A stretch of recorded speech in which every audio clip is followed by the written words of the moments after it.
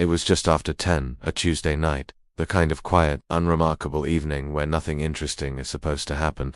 I was pulling into my driveway, the headlights of my car cutting through the dark and splashing against the front of my house. I was tired, ready to just crash on the couch. I killed the engine, and the world went quiet, except for the faint hum of a distant highway.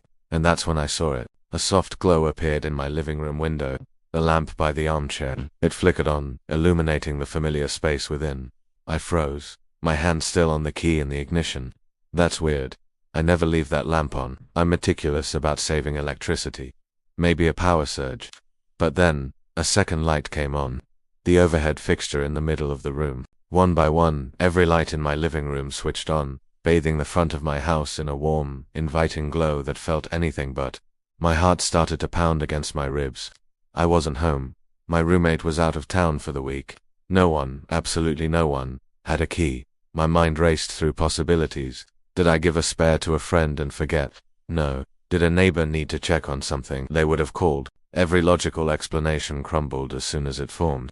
I was locked out of my own logic, staring at a scene that made no sense. I just sat there in my car, a prisoner of my own driveway, watching my house. It looked so normal from the outside, all lit up like someone was having a party, but I knew it was empty. Or at least, it was supposed to be. The silence in the car felt deafening. Every shadow cast by the trees seemed to twist into menacing shapes. The ordinary world I had left just that morning had been replaced by this eerie, terrifying duplicate. Then, I saw movement. A silhouette passed in front of the window. A tall, slender figure. It wasn't just a fleeting shadow, it was deliberate. The figure stopped, framed perfectly in the large picture window, and turned to face the driveway, to face me. My breath hitched in my throat.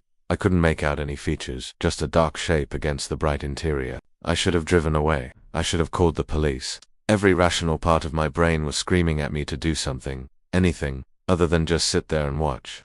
But I was paralyzed, mesmerized by the sheer impossibility of it all. Who was in my house? How did they get in? And what did they want?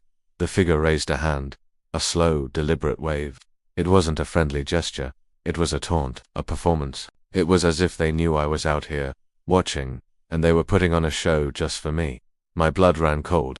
This wasn't a random break-in. This was personal. This was for me. My reporter instincts, long dormant since I switched to a desk job, kicked in with a jolt of adrenaline. I needed to see. I needed to understand. I reached for my phone, my fingers fumbling, but I didn't dial 911. Instead, I opened the camera and zoomed in, trying to get a clearer look. The image was grainy, distorted through the windshield, but the figure was still there, waving.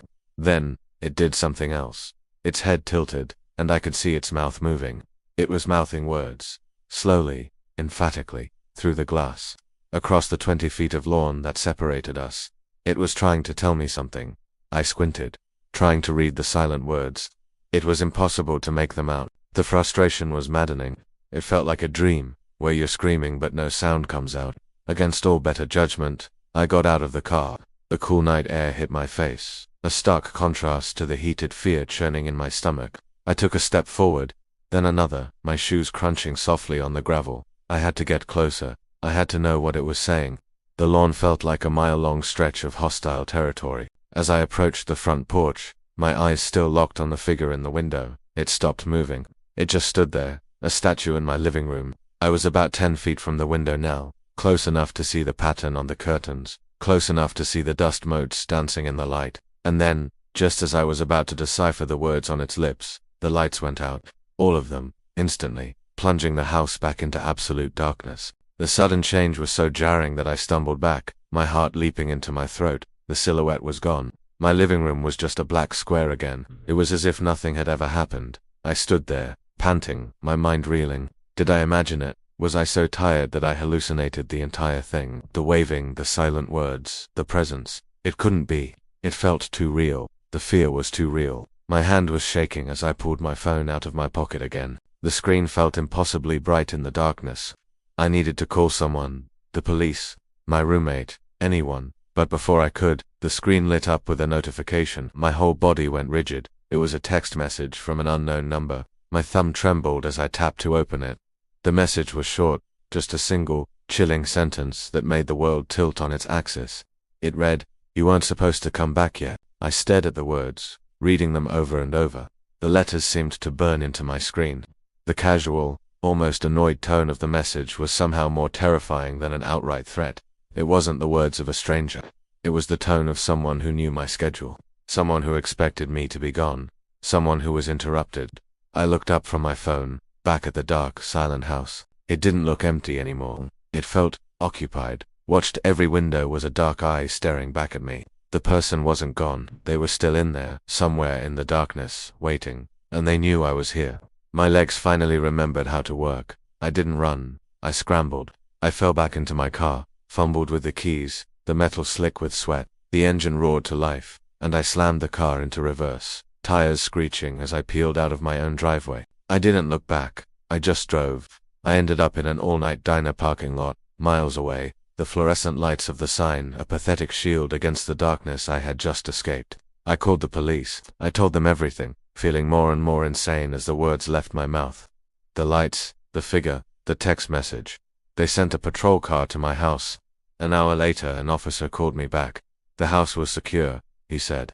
All doors and windows were locked. There were no signs of forced entry. No one was inside. They checked every room, every closet. Nothing. It was empty. He asked if I was sure about what I saw. If maybe I'd been under a lot of stress lately. I hung up, the officer's polite skepticism echoing in my ears. I knew what I saw. I have the text message to prove it. I'm still sitting in this parking lot. I can't go back to my house. Because the police report might say it's empty, but I know it's not. Someone was there. Someone who knows my schedule, has a key I don't know about, and is angry that I came home early. And I have no idea who they are, or when they'll decide it's time for me to come back. Thank you for watching this story. If you've ever had an experience that you just can't explain, let me know in the comments below. And if you enjoyed this, don't forget to like and subscribe for more. Stay safe out there.